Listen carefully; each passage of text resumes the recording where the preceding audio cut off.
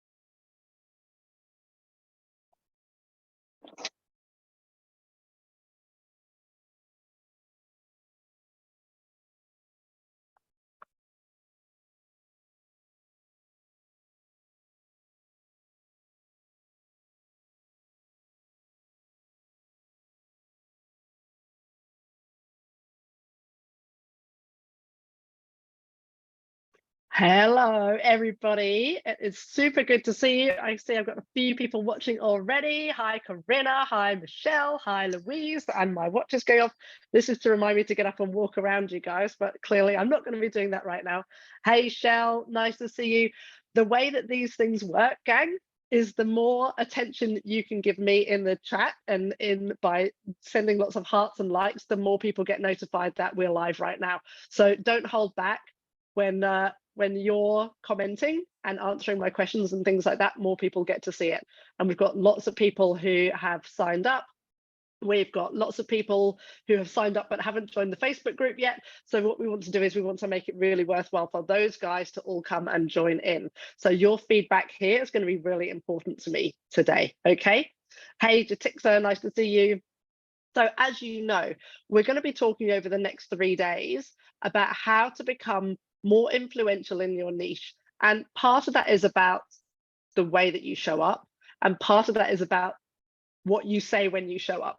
So we're going to be talking about all of those things. And today specifically, we're going to be talking about how to start being more influential, how to build trust and rapport much more quickly with your audience, with your clients.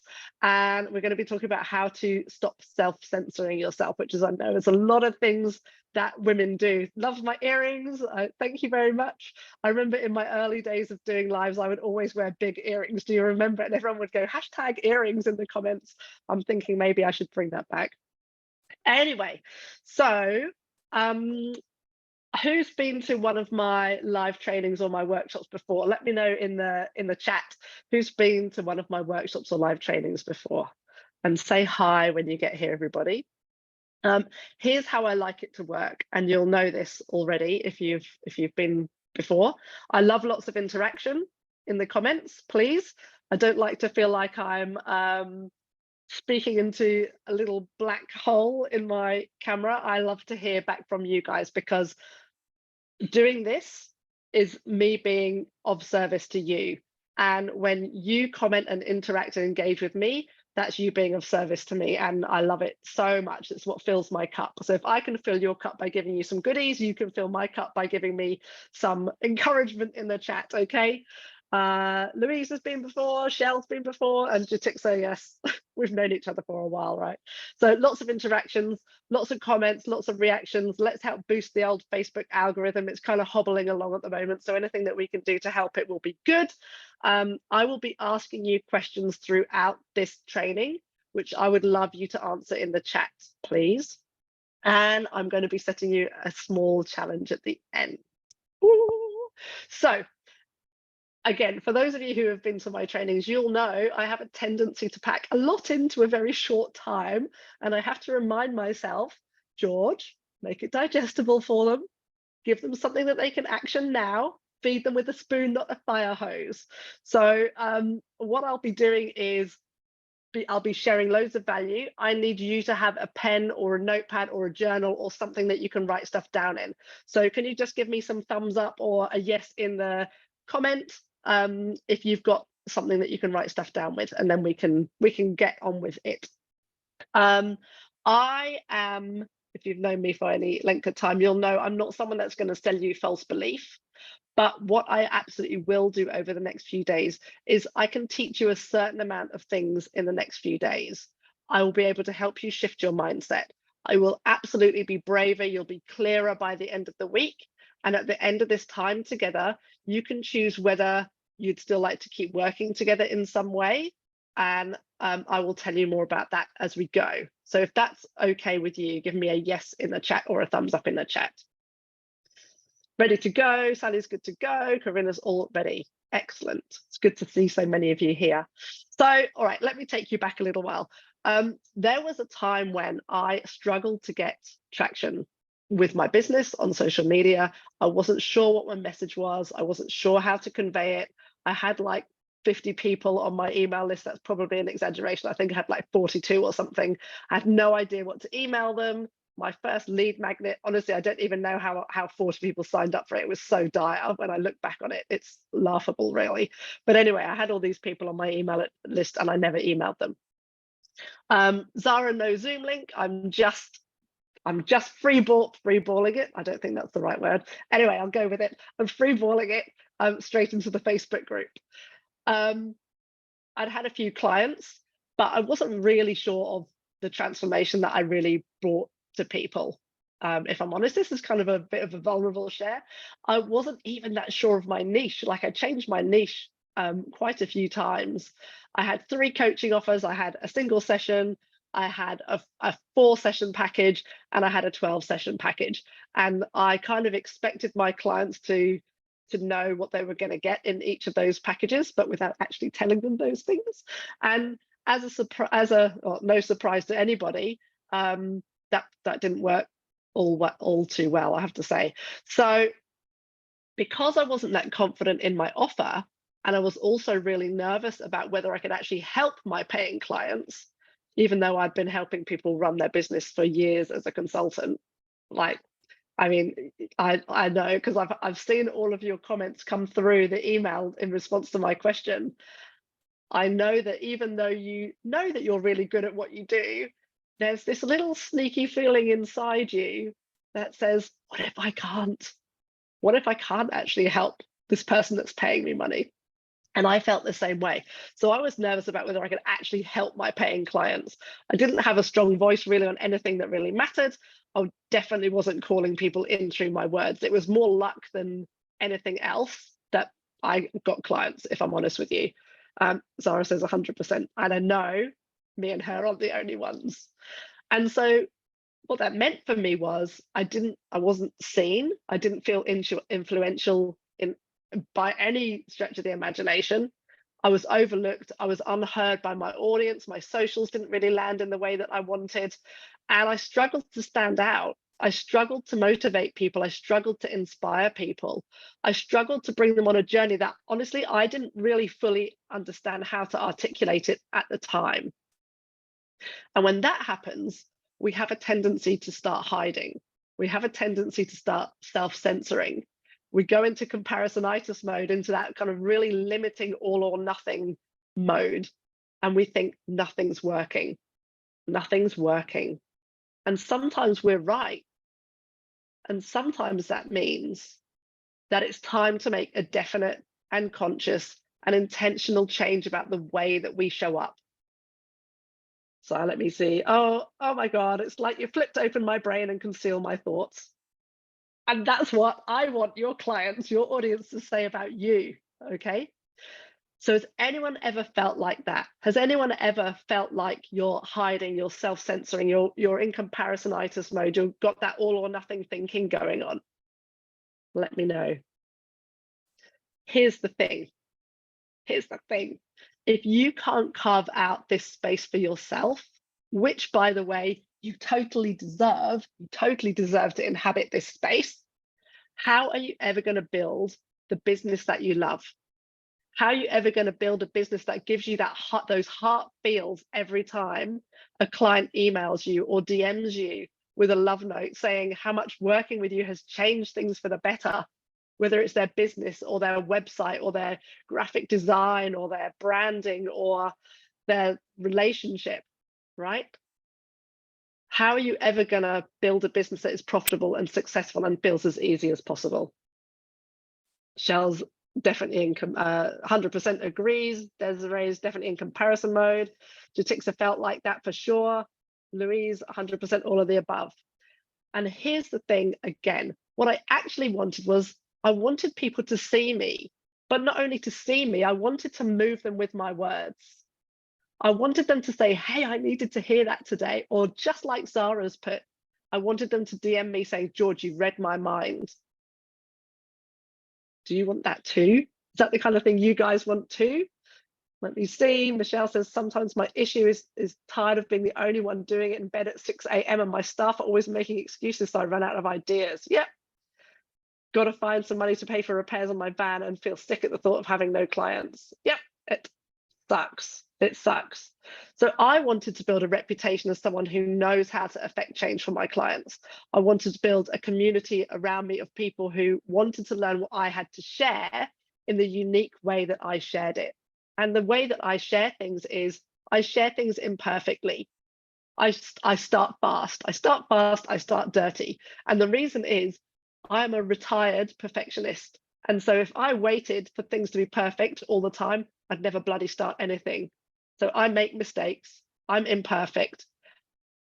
I run my business ethically and I run it from the heart. So I am starting to gather, or I have gathered, a community around me of people who appreciate those things, and they like the fact that, you know, I'm successful and I can still make mistakes. I'm successful and I can show up with fuzzy hair. Those people, I've specifically had people sign up to work with me because I make mistakes. So that's really cool for me. I wanted to have a solid stream of clients booking in with me. I wanted to have them implementing what I taught, and I really want them to be making waves with their own clients, because that ripple effect is a really special thing for me. If I can help you, and then you can help your clients, and they can help their clients, or they have a better relationship with their family or their work colleagues or whatever, and that ripple effect spreads out throughout the world, how magical is that? But before we go much further, I want to take you back 39 years. Let me see if I can share this with you. So 39 years ago, I got this in a school report. Georgina is a friendly, cheerful girl, usually, but can be upset or annoyed occasionally by other children. I just saw this in my school report yesterday, so I just suddenly put it in today. On these occasions, she comes rushing up to an adult and seeks reassurance. Who can identify with that, even as an adult? How often do we do that? Georgina integrates fully with the rest of her table and joins in happily with joking and teasing. Georgina enjoys chatting and sometimes wastes time when she should be concentrating on her work. How rude. But here's why it's important. I had no self-esteem. That's why I got a school report like this. I had no self-esteem at that time. I was skinny, I was square, I was sensitive, I was clever, I was posh, I got bullied. And so all of those things flattens my self-esteem. They flatten my self-worth. Hey, Hashi. Yeah, Desiree. Corinna, that's still me chatting instead of working. You know what? It's good fun. It's good fun to have a chat. But what I realized was over time, and it sneaked up on me over time, was I realized that one of my superpowers was making people feel better. I realized, gosh, I'm British, so it's very hard to toot my own trumpet. And I know that you guys get it. Doesn't matter if you're British or not British, but it's very hard to toot your own trumpet. But no one's going to do it for you, so you might as well do it for yourself. I realized one of my superpowers was making people feel better. I realized one of my superpowers was to inspire people and to create those magical spaces and communities where people feel safe to share things that maybe they've never shared before. And the coaches on here, and you don't even have to be a coach necessarily, but I bet you've had people who on their first phone call with you, they'll share something and they go, oh, I've never told anyone that before.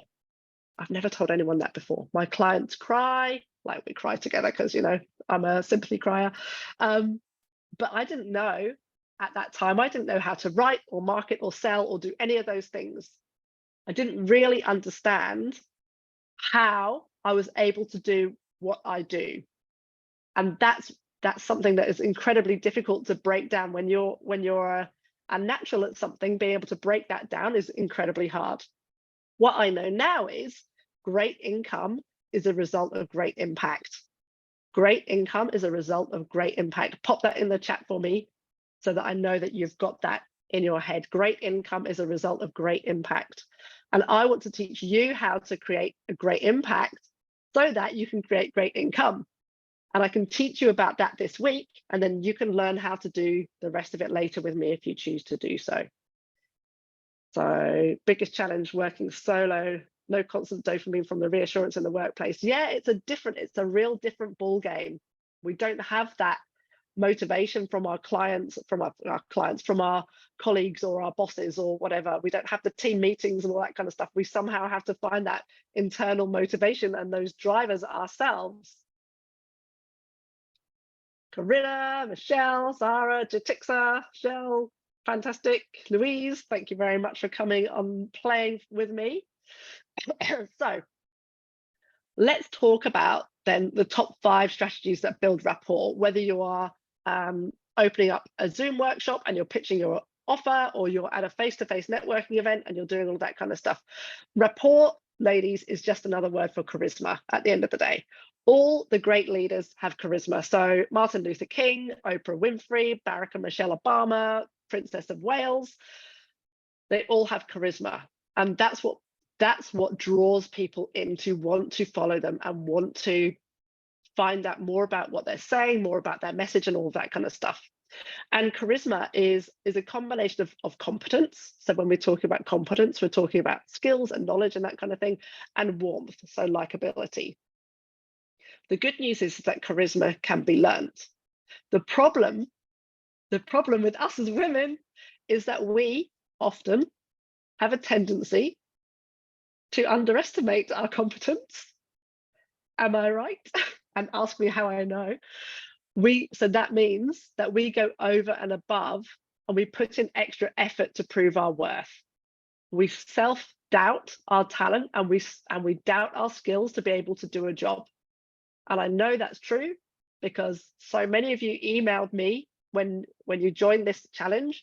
So many of you emailed me to say, I worry that when I get a client, I won't actually be able to serve them. I worry that I won't be able to do what I said that I could do in my marketing. Yeah, self-doubt strikes too often.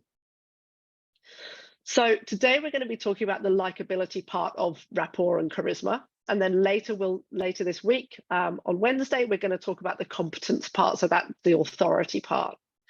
And there's 5 things that I want to share with you today. Lots of them you will have heard of before, but there's going to be a few gold nuggets, I think, in here that will be worth you writing down to remember for later. So the first part, guys, is about body language. And we all know that nonverbal communication plays a huge role in building rapport and building relationships and connecting with people. And business is all about connecting with people, right? So we want to be doing that.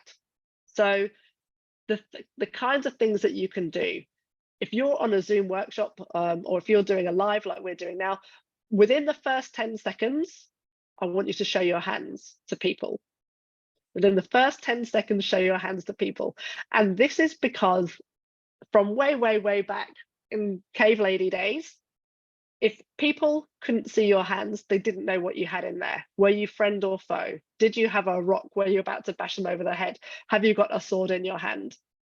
So when you show your hands to people, when you're on a Zoom meeting, it's really going to help them trust you. All right. So show your hands within the first 10 seconds. Your camera should be at eye level. Lots of this is going to be common sense. Lots of your camera should be at eye level. So what that means is you're not looking down on them like they're your audience, like they're tiny people, but also they don't have to look up your nose either. So camera at eye level, just like it would be if you were speaking to them at a networking event. And that makes them and you feel like you're in a room together. I want you to think about how far away you keep your camera from your face. So we want it to be about 1.5 feet away. And the reason for that is that we don't want our watching audience, just like if you're at a networking event, we don't want our watching audience to feel like we're invading their personal space. So have you ever been at a networking event where someone that you don't know comes and stands like super close to you and you can smell their morning coffee breath? I know I've been at networking events like that. So we just need to be aware of having a space between us and them, whether they're face to face or at a networking event. But here's a cool thing: every now and again, you can lean in a little bit closer for a more intimate share, just like you would with a friend. Okay, it's really cool. All these little things that you can do to bring a bit of life into your online stuff, but stuff that translates directly into the real world as well. So we want to be leaving the space, and when we have a special point to make, we can lean in and do a little bit more of an intimate share, just like we would when we're telling a secret to a friend. Okay, how cool is that? Is that something new that you've just learned? Let me know. We also want to maintain an open body position, so no arms folded. We want to be angling our body towards the people or the person that we're speaking to. So often what I see is there's a bit of this going on Zoom meetings. There's this going on, or at networking events, like people are slightly off. So toes towards, shoulders towards, chest towards, be open with them. And we want obviously genuine smiles, no fake smiles. A genuine smile helps infect in a positive way. A genuine smile helps infect our audience with happiness, and fake smiles, they don't do anything for them. So genuine smiles is really important. Second thing, we want to be interested. We want to be interesting, but we want to be interested. And that means actively listen.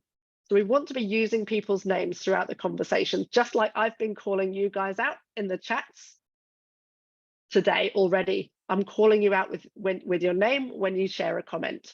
So use people's names, use open-ended questions. It's much easier to start and carry on a conversation when you've got some open-ended questions, rather than questions that are just yes or no. Did you have to come far today? That's not a good question. But you can follow it up with, where have you come from? How long have you lived there? What's the thing that you're most looking forward to this week? So go to a networking event with some questions prepared, so that you don't feel like you're fumbling. Because I actually hate networking. I love public speaking, but I actually hate networking. So I have to go to a networking event prepared with questions to ask people, otherwise I will forget them. Once they've said some things to you, you can listen and you can repeat back, so that they know that they've been heard, and you can connect with them on an emotional level. So if someone tells you something, you can say, oh my goodness, Joe, I can't believe that XYZ happened. And then you can go into some more detail with them, but they feel like they've been heard at a much deeper level than if you were just to respond straight away to them. We want to give our audience our full attention. What I see, especially a lot of the time at the moment, and you will as well, everybody's on this thing and you're talking to them, and maybe you're scrolling at the same time, or they're scrolling at the same time. So your full attention. It's like, honestly, in this day and age, giving someone your full attention is one of the greatest gifts that you can give them. Full attention, be present, hold space. Hold space. And an important part of holding space is the silence that you can give someone. So you don't have to be backwards and forwards like Rafael Nadal and Roger Federer tennis match. There can be some pauses in your conversation where you hold space and let them think about what it is that they've just said, or think about what it is that you've just said. You don't have to fill in the gaps all the time. One of my pet peeves, I'd love to hear your pet peeves from networking events. One of my pet peeves is when you're talking to someone, they're looking over your shoulder to see who else has walked into the room. That's so annoying. Or even worse, they walk off to go and say hello to someone else whilst they're talking to you. That's really annoying for me. Cool. Desiree's going to a casual one this Wednesday so she can practice, and Jatixa loves the lean in. There's a couple of other things that you can do as well when you are at networking events. So when someone is talking to you, if you give, whilst they're talking, if you give like a bit of a slow head nod, it will encourage them to talk for 67% longer. We'll encourage them to talk for 67% longer, just a slow head nod like this, just to encourage them. And when you tilt your head just slightly to the side, it shows that you want to hear them better. You want to listen to them more. And when you do that, it helps the other people to not feel awkward. It's really encouraging when we can encourage people to share their story How much of a gift is that? It's so much of a gift. It's a gift of space for them. It's a gift of your time and your attention, which is so precious and so many people don't have these days. Yeah, silence creates the safe space. Absolutely. Absolutely. So the number 3 thing is be interesting. So we want to give generously. So tell a personal story, something like that. Help connect people. Make sure you follow up. We were talking about this in our client call this morning. When you leave a networking event, take a number of actions with you to get in touch with people that you met. So whether maybe you're going to offer to introduce them to somebody else, maybe you're going to offer to email them something useful, an article that you've written or something that you've seen. Pet peeve, give business cards and walk off. Yes. Oh gosh. Yeah. So when you leave a networking event, make sure you leave with some actions to get in touch with other people. Don't leave the ball in their court, because people get busy. People get busy, business cards get lost. And what we really want is for you to be initiating the contact. So when we're talking about telling personal stories, something interesting to note is that studies show people are actually much less interested in your past accomplishments. They're much more interested in your future plans. I just found this out whilst I was doing some research for this. This is really cool. So people are much more interested in your future plans. And the reason why is because future perceived potential or future perceived plans comes with a certain amount of uncertainty. And that is what keeps your listeners more engaged, because they want to be able to be more, well, that's subconsciously, right? They want to be able to be more imaginative and creative.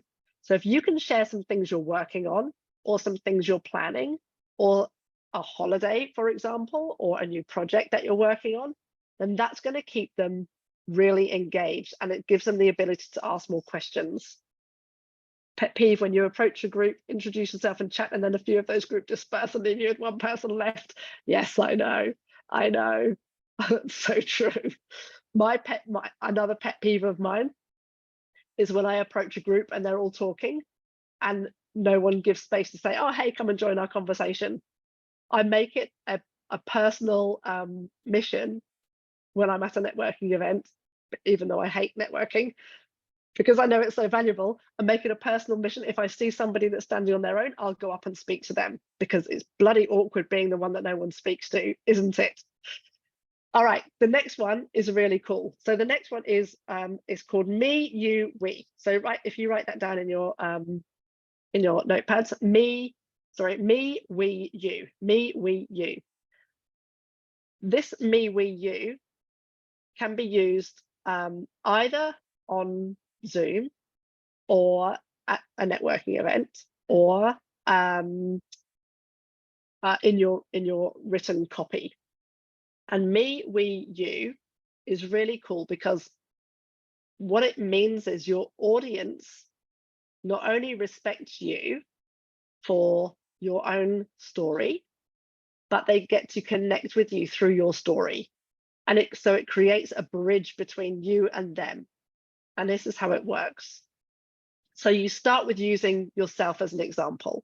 And I did it already at the beginning of this Zoom meeting. There was a time when I thought this about myself. There was a time when I lacked self-esteem. I didn't know how to show up.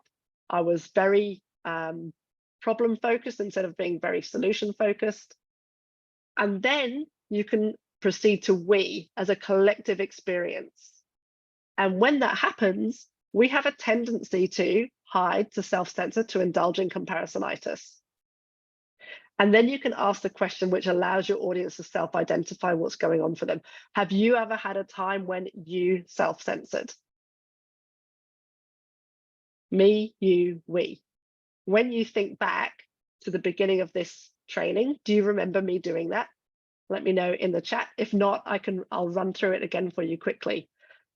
But give me a yes if you remember, and run if you want me to run through it again quickly, so that you can see how that example works in practice. Just wait for the old comments to come through. Desiree says, yeah, when you've worked up the courage to put yourself out there and you don't get a chance to speak. Ugh. Yeah. Run, run, run. Okay, I've got a couple of runs, so I will just run through it. So me, you, me, we, you. So here we go. I said, there was a time when I struggled to get any traction. I wasn't sure what my message was or how to convey it.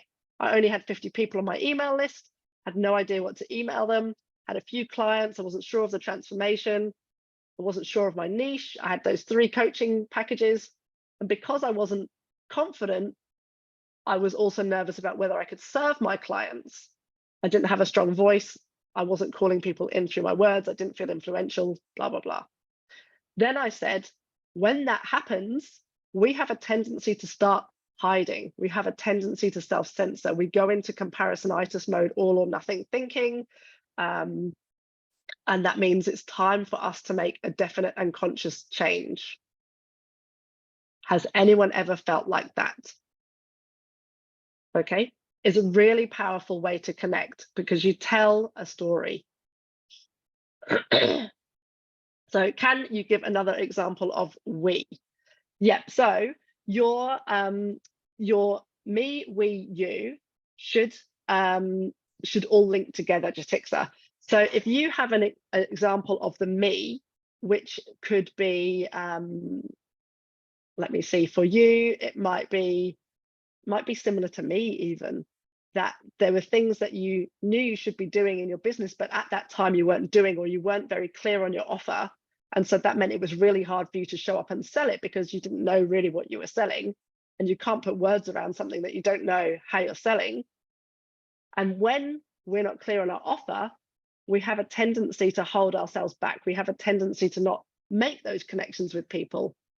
And that means that we're not getting any clients. Has there ever been a time when you haven't been that clear on your offer? How does that sit for you, Jatixa? Let me know. So me, we, you. If you can bring that as a framework into your workshops, it's so powerful. Okay, so the we is including them into your story. Exactly. Yeah, so I wasn't treating myself or my business like I would a client. Absolutely. Yep, that makes sense. Cool. Okay, so the 5th thing, and obviously I'm going to go over, so I'm really sorry. The 5th thing about building rapport is you've got to bring your 10x energy. You've got to bring your 10x energy to a Zoom meeting, to a workshop you're running, whether it's face-to-face or in person, but particularly when it's over Zoom, because people don't get that physicality of being in the room with you. They don't get that physicality of seeing your body move and all of that kind of stuff. So you've got to bring your 10x energy. And what I mean by 10x energy is you on your very best day, even if, and I woke up this morning with another sore throat. I'm feeling crackly. You can probably hear it in my voice. I've got tissues on my desk. I've got cold and flu thingies on my desk. But I made a decision that I was going to turn up here today with my 10x energy and serve you the hardest that I can possibly serve you for this 30 to 45 minutes. So you can even tell people on Zoom that you're sending a virtual hug or a digital hug or something like that. Because again, studies have shown, even if you say, I'm sending you, great to meet you, I'm sending you a virtual handshake through the screen, or I'm sending you a virtual hug through the screen, people feel that stuff. They feel it just through your words. All right. So when you are going to go to a networking event or run a Zoom meeting, do whatever you need to do before you meet people. So it might be that you sing or you dance or you listen to loud music or you run, or maybe you just meditate quietly if that's more you. But you have to be really intentional about the energy levels that you bring to a meeting with people, whether it's one person or 50 people.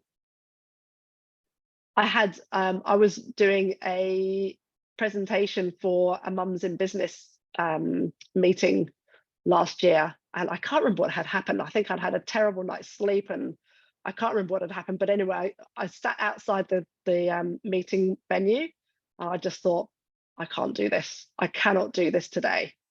And then I thought to myself, do you know what? I am going to do it because I don't have a choice. I'm not going to let people down. I'm not going to let the meeting organizer down. And I thought, what is it that I need for myself? How do I need to show up to be able to do the best job that I could possibly do? And it was going to be, I think, 45 minutes. And I thought, for 45 minutes, I can give it all the energy that I have. And even if that means I go and flop on the sofa this afternoon, that's what I'm going to do. But these people deserve my absolute best. So I want you to bring your 10x energy into any of your meetings from now on.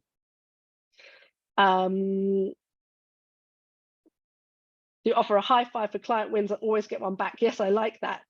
Thank you for the healing vibes, Michelle. I appreciate you. So here's what I got from my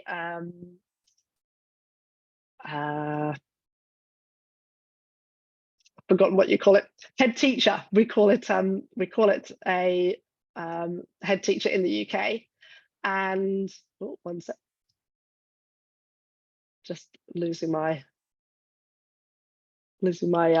screens. You're from my principal. He wrote this when I was 11. This is what I got. Georgina is a very well sorted out young lady. With her ability and determination, she will be a force to be reckoned with. It's taken me 30 years to understand what he meant by that. It's taken me 30 years to see what he saw in me at age 11. And so I came across this in my thing yesterday as well. And I'm so thankful that people saw in me what I couldn't see in myself. For years and years, couldn't see it myself, actually. And I bet it's absolutely the same for all of you guys as well. So all this stuff to say that your charisma and your rapport and all that kind of stuff is super important. And who loves Maya Angelou? Gosh, I love her so much. I've learned that people will forget what you said, people will forget what you did, but people will never forget how you made them feel. And it's one of my favorite quotes to share. And I just, yeah, principal. I just think it's so important. And when I'm holding space for somebody, or I'm running a retreat, or I'm doing client calls, or whatever it is, I try and hold this in my heart that people, like, if I can go away from something and I've left people better than when I joined them, then that's a win for me. That's a win for me. So let's talk about the next thing. The next thing is talking about how to hack your mindset so you stop self-censoring and start saying what you really think, but in a way that woos people instead of frightening them away. And here's the thing, and this is something else I want you to take away from today. Being influential is not reserved for celebrities or influencers or politicians or people who are already highly successful with huge audiences. The cool thing about influence is it's available to all of us, no matter how big or small your audience is. Even if your audience is just one person, you can still influence that one person. So why would you wait? Why would you wait to feel like you're worthy of being influential? Why would you wait to feel like you have to have an audience of 100 or 500 or 1,000 or 10,000 before you start to show up? You have to show up to be able to get that audience. So make sure you've got it round the right way. You don't wait for the audience before you show up. You show up in order to get the audience. So here's some things that you can think about to help you get to where you need to get to with showing up. Okay, so here's some cool questions that you can ask yourself. So I'm all up for a bit of self-coaching. Question 1, who needs to hear what I have to say today? I'm going to share something so funny with you in a minute. Who needs to hear what I have to say today? Question 2, what do my audience need from me right now? What do my audience need from me right now? What we want to be doing is we want to make your audience and your potential clients, they're more important than your discomfort. Their problems that you're helping to solve are more important than your personal discomfort. It's a massive reframe, please.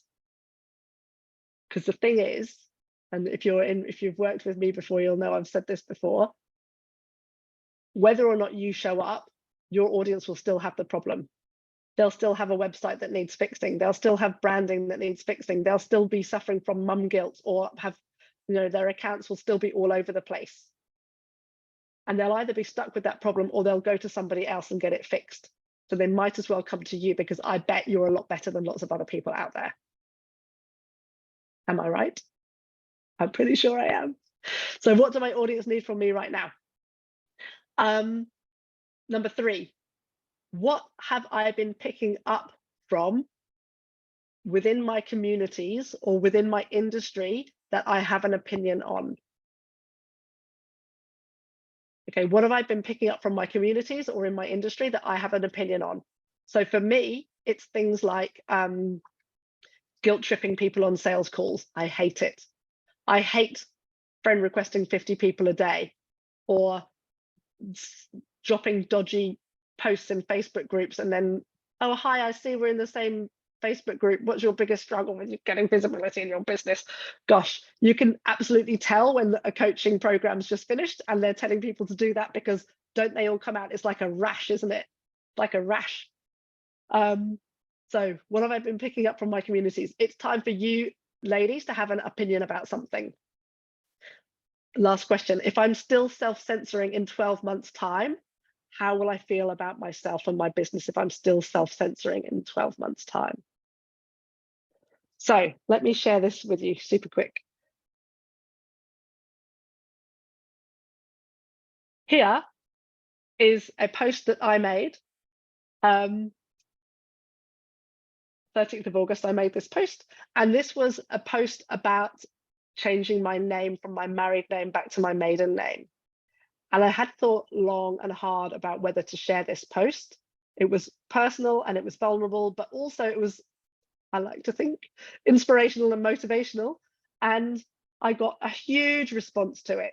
And I got loads of DMs as well from people saying that how brave they thought I was, and how inspirational I was, and how they wish they'd been brave enough to, speak out about this.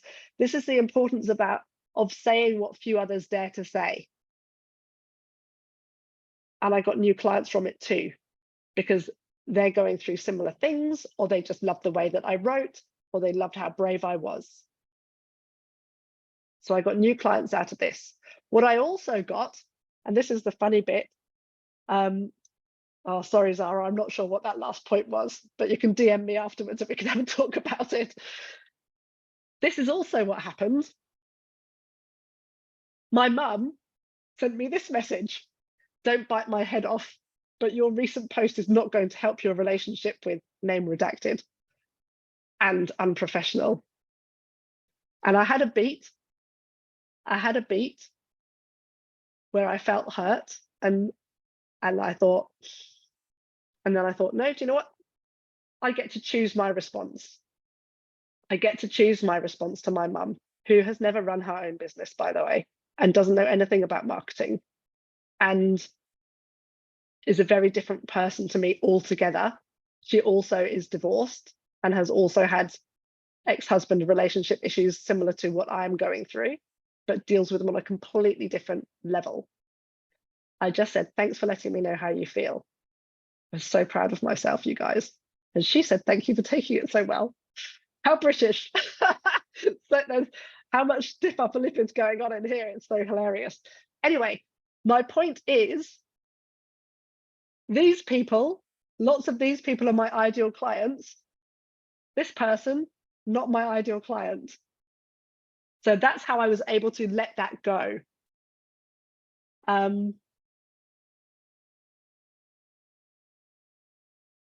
Yeah, so this is how I was able to let it go, because I thought, do you know what? My mum, she doesn't know how to market. She doesn't run her own business.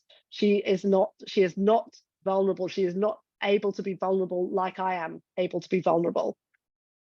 And so that's okay, because we see things very differently, and that's okay too. So what I want to know from you guys is, what will happen? What will happen when you have more confidence? What will happen when you feel more secure in how you show up And when you're able to step up even 2 notches, what's going to happen for you in your business? Let me know in the comments.